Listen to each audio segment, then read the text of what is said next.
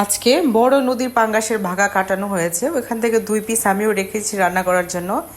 তো আজকে পাঙ্গাস মাছ রান্না করব। পাঙ্গাস মাছ রান্না করার আগে আমি মাছটাকে ভালো করে একটা তার কাটা দিয়ে ঘষে নিয়েছি।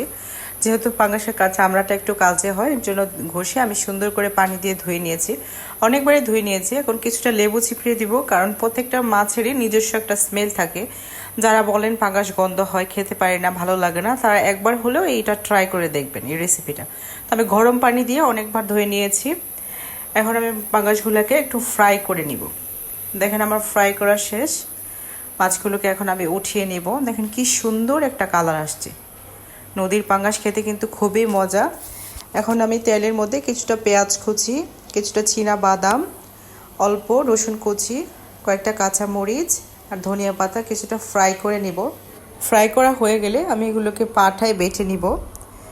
অল্প ফ্রাই করেছি যাতে পুড়ে না যায়, পুড়ে গেলে আমার তরকারির টেস্ট নষ্ট হয়ে যাবে। আমি সুন্দর করে মিহি করে বেটে নিব। আপনারা জানেন পাটায় বাটা মশলা দিয়ে তরকারি রান্না করলে সেটা খেতে কিন্তু অনেক মজা হয়।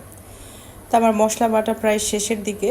এখন মশলাগুলোর সাথে কিছুটা লবণ, মরিচের গুঁড়া, ধনিয়ার গুঁড়া, হলুদের গুঁড়া দিয়ে একটু পানি দিয়ে আমি ভালো করে মিশিয়ে নিব। যেহেতু আমি মশলাগুলোকে আগেই ফ্রাই করে নিয়েছি, তাই এখন একটু পানি দিয়ে দিয়েছি।